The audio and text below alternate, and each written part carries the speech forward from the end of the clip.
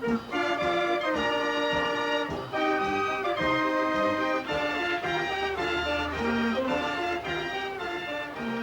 to the Arcade, showplace for Great Britain's top craftsmen and street entertainers.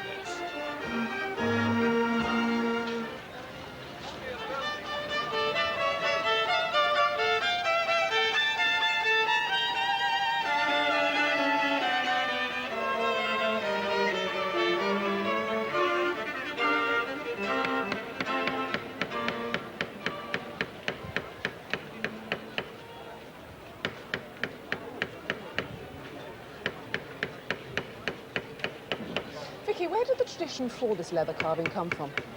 It started in Spain about 400 or 500 years ago, and then it's been carried on across to the continent when the Spanish emigrated. The Spanish used to use it for wall coverings. And then as time went on, it got a little bit more decorative and a little bit more fancy, and they used it basically for insulation. But because it's so malleable when it's wet, they decided to start decorating, and that went on from just a flat covering for the wall to bigger panels that were fully decorated. These are modern day wall decorations, but they've just been framed individually as any other artistic print. What's the history behind that one? This one is actually one of a pair of panels that was commissioned by a neighbor of ours in the New Forest. And this one is all the birds and wildlife and his favorite plants in the garden. How flexible is it? What other sorts of things can you do with it? It's fantastic stuff. It's wonderfully responsive, and because it's a natural material, it's almost got a life of its own, and it will do just about anything you ask it to. The hard part is getting it to do it.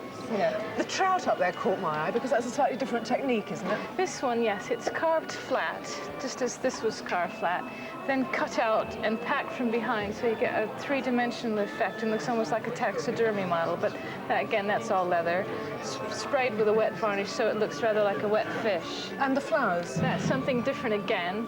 All this was done wet, and it's modeled and shaped wet. And as it dries, you see it hardens, but it's not very stiff, so it gives it more of a lifelike thing, which is different again to packing it from behind. Well, I interrupted you at work. Tell me, what sort of hide do you use and how you actually... Well, this is a piece of vegetable tanned cow hide, and that's the only thing that's really important, is that the leather is veg tanned.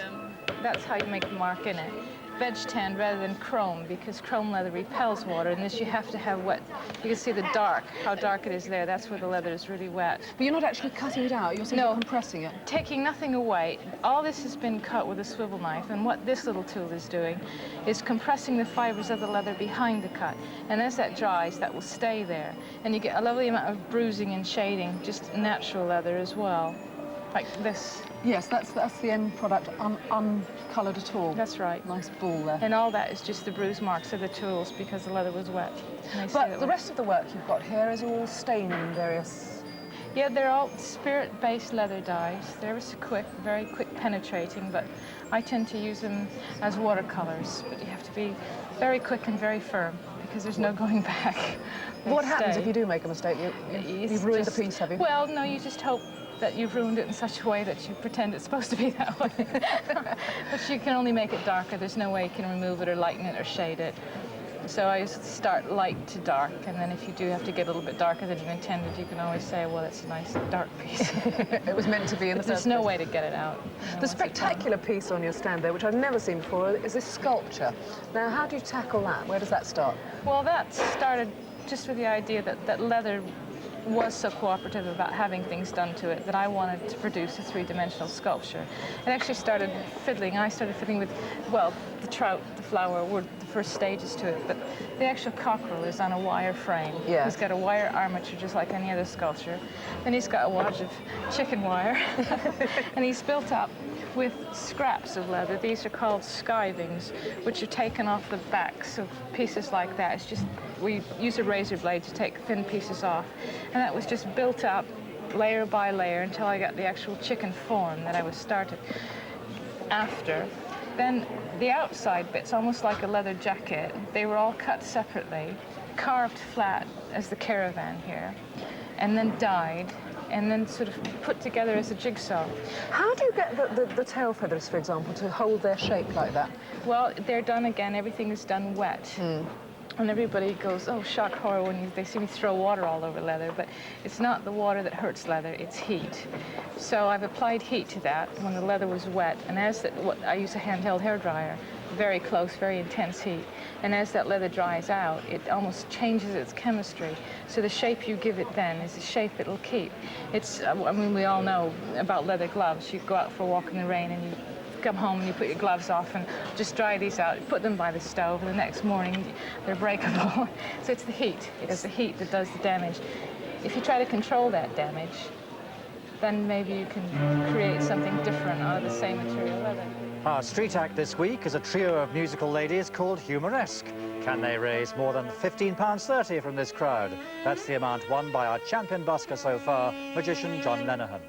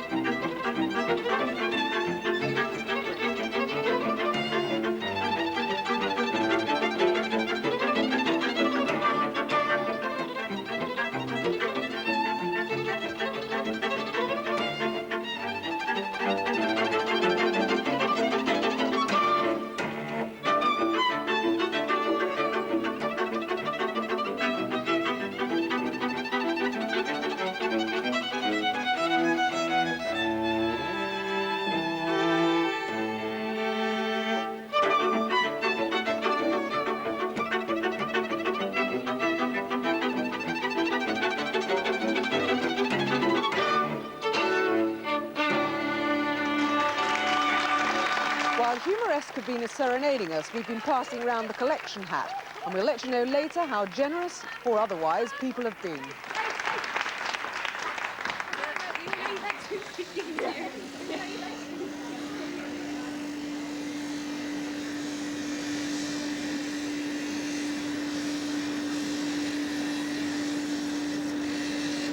Colin, what's he doing over there? He's actually making a handmade pipe, an individual personal one-off design of pipe. So he was carving into the wood. What kind of wood is it? It's actually briar, which we know in this country, but it's a briar is the correct word. It's a French word for a heather wood. It's an erica. So it's not rosewood at all? No, not a rosewood at all. It is an erica from the heather family. It grows in the Mediterranean countries, right along the coastline. Is this the root or the actual? It is the root, about 70 to 80 years of growth before we use it for pipe making. And does it last forever once you use it? Pipe, if looked after, will last many, many years. We've actually had them in for repair where a man had actually carved on it 1899, Boer War, and a map of Africa, and he'd actually worked on the pipe, his route through Africa with a pen. How extraordinary. So they really are, it really is the best and only wood that you consider is suitable for It is for the only pipe wood that making. the British industry uses, yes. So you have the sort of block that you've decided to make the pipe out of. What's this mouthpiece made of? That's vulcanite. This is a material which is a rubber compound. You don't use plastics, because plastics come back and have a memory factor, so you'd have a straight mouthpiece on So your hand. vulcanite's a kind of rubber, is it? It is a rubber with a hardener added to it, yes. It's Right. self-hardened. Now, there are all kinds of different shapes of pipe here. It's amazing. How many different kinds of shapes of pipe do you make, do you think? To be honest, I haven't even a record. Oh, you lost count? We freelance. We make all sorts of designs, right away from straightforward ones to... I mean, for example, this one here, this is a pipe which is known as a poker, which is obviously the cardman's friend. So it doesn't spill on the card, it's the original base of pipe. Then you get the traditional billiard, very, very classical shape, together with the full bent pipe. Both totally classical. That is pipes. very, very traditional, isn't it? Very, very traditional pipe. And what about this funny one This over one here? is known as a vest pocket pipe. It's a little pipe which goes in the waistcoat pocket. It was a Victorian after-dinner smoking pipe, and there it is for smoking. Turns round, pops back in the waistcoat pocket again.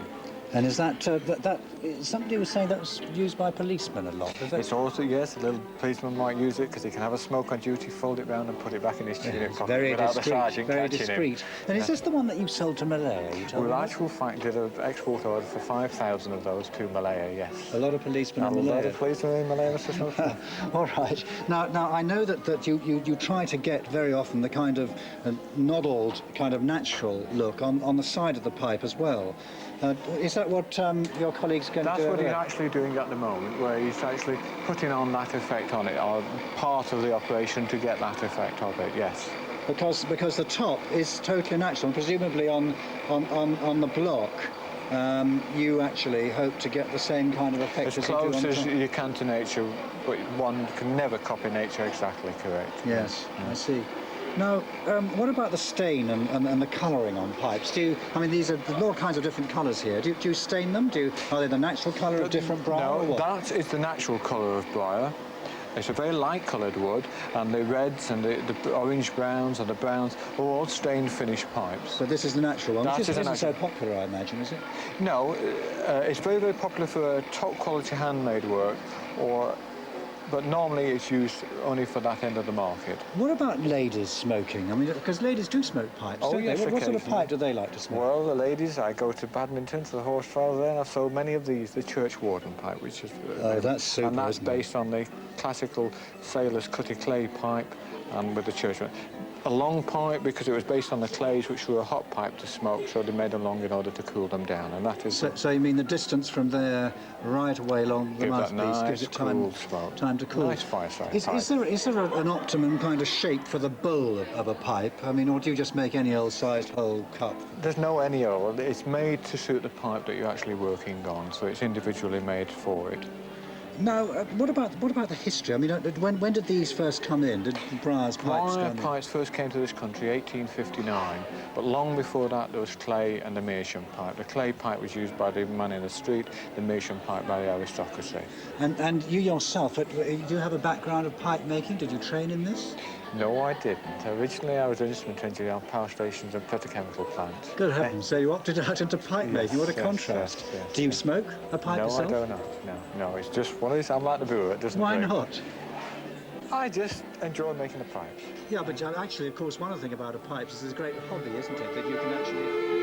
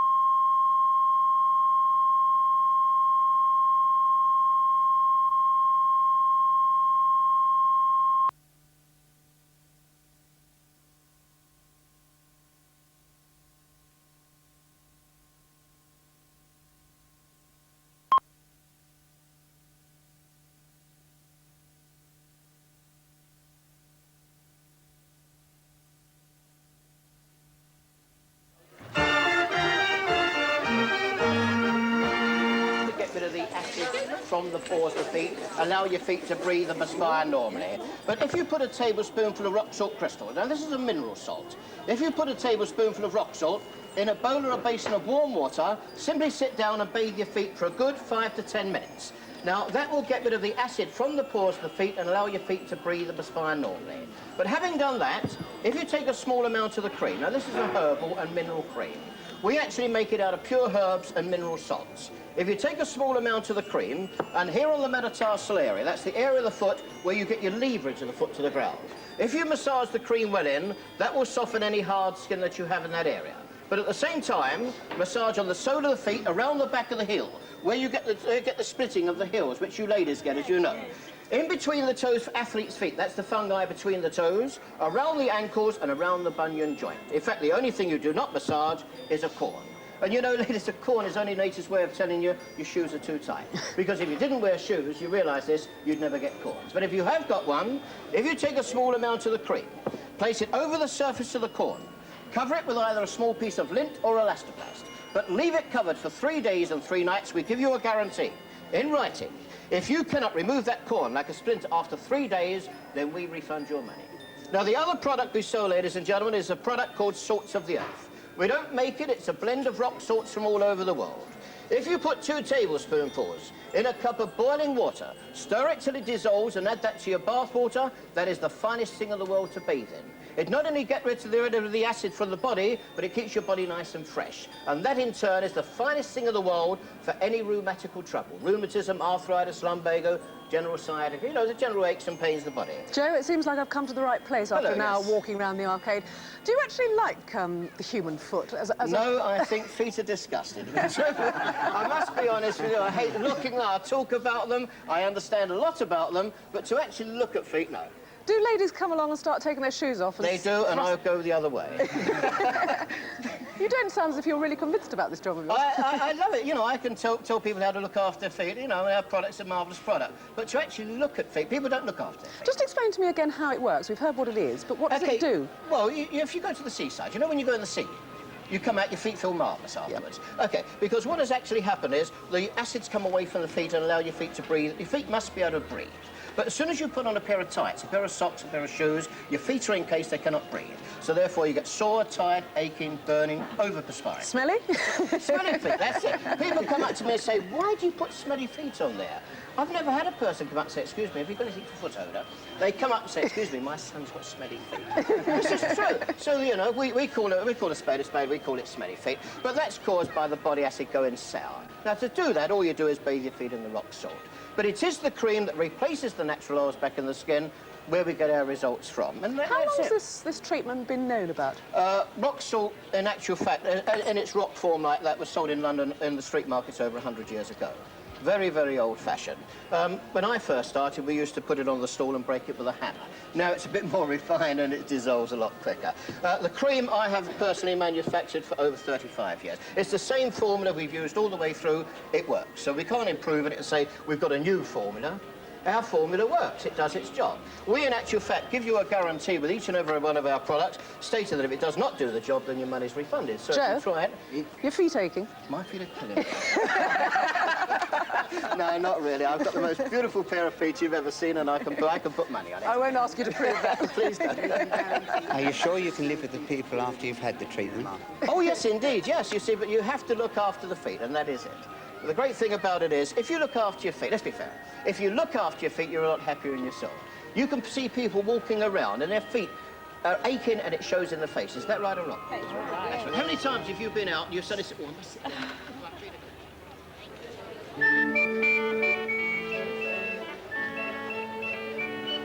Well, it's a long way from feet to pressed flowers, isn't it, Sylvia? But the great thing about your stall is that it does actually illustrate the extent to which you can use pressed flowers in different ways. Cameos, boxes, bracelets, pictures, all kinds of things. But what do you find so fascinating about pressed flowers, which, after all, must be one of the most popular home crafts? Indeed it is.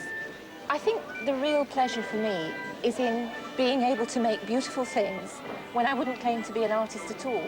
Because if I press my flowers well, then I'm 3/4 of the way there, because they will do the artistic work for me. There's a picture behind us of fuchsias as a tree now, and here on your lap, you've got the same picture but in creation. Now, do you actually draw the painting out on a board beforehand, or do you just let it happen? This picture is a very good example, in fact, of how the flowers will do the work for you. The first time I ever made this, I had a mount this colour, decided that fuchsias would look good with it, put them down on the background, and they really began to form themselves into this shape, and I just helped them along a bit. So you don't actually bend the stalks, they just provide their own lines, do they? Exactly that, because I like the flowers to go their own way, and the stems and the curves where they can. Now, presumably you use the traditional method of pressing flowers. You pick them and you press them in a press, and then you put them in a book, because there's a very old-looking book here, and there's a marker in it. Now, if I open the page, this is just an old sort of science book, is it, that you're using? And we've got all kinds... What is this particular flower here? This is heuchera, which are little red bells, which are very beautiful for this particular design, and I can pick them up by using a very tiny amount of glue and bring them over carefully and put them into the position that I want them. That is intricate, isn't it? You must be very careful not to soak the flower with the glue, surely. The tiniest amount of glue that I can pick up on the end of this toothpick is all I need. Really? Well, I mean, you can just see how that is constructing, actually. It's very beautiful. Now, over here, I've got behind here something which presumably is the beginning of a cameo, is it? This is going to make a little picture in a gilt frame, which I am first of all going to put behind the necessary What are you doing? Why are you blowing on it? I'm breathing on it just to cut down the amount of static so that the flowers won't lift with static electricity. And then very easily, this design can be fitted in to the frame. Can anybody do this? Oh, yes. It seems to me that that's one of the great joys of this particular craft, that it is so accessible. It doesn't cost money. It needn't cost you any money to begin. You don't need years of training. And as I've said, you don't really need to be an artist. What sort of a garden do you have? Do you actually have, as you can see how that's gone in there. I mean, do you have a garden which has got lots and lots of wild flowers and cultured flowers, cultivated flowers? Yes, we have a very big garden in which we grow all the flowers, all the cultivated flowers, plus a few of the rarer wild flowers, which wouldn't be easily obtainable in the countryside. And how important is it to know about botany? I mean, to what extent do you know about wildflowers? How many varieties, for example, would you be able to cite to me? Oh, thousands. I do know a lot about wildflowers, but it's not vitally important to this. Perhaps the most important thing you need to know about the flowers for this craft is whether they'll press successfully, whether they'll keep their colour. Oh, I see. So some of them do press better than others, oh, do yes. they? Yeah. Well, for example? Well, the easiest flowers to just go out and pick from anywhere are buttercups and daisies. They're beautifully two-dimensional, they can press very easily, and they keep their colour beautifully. What sort of people do you find actually buy your paperweights and your bracelets and your necklaces and that sort of thing? I mean, if they can make them themselves quite easily, you know, why do they bother to buy from you? Well, because rightly or wrongly, they think that they might find it difficult to do quite such intricate designs, perhaps.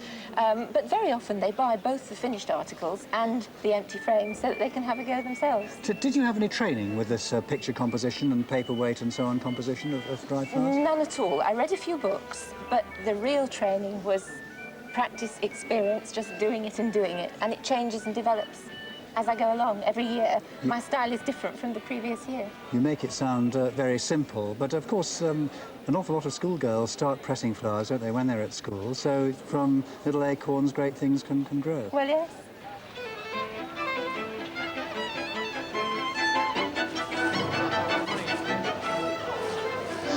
Well, Humoresque have managed to fiddle £15 exactly out of our crowd. A good total, but not quite good enough to beat our magician Johnny Lenihan, who's in the lead by 30 pence.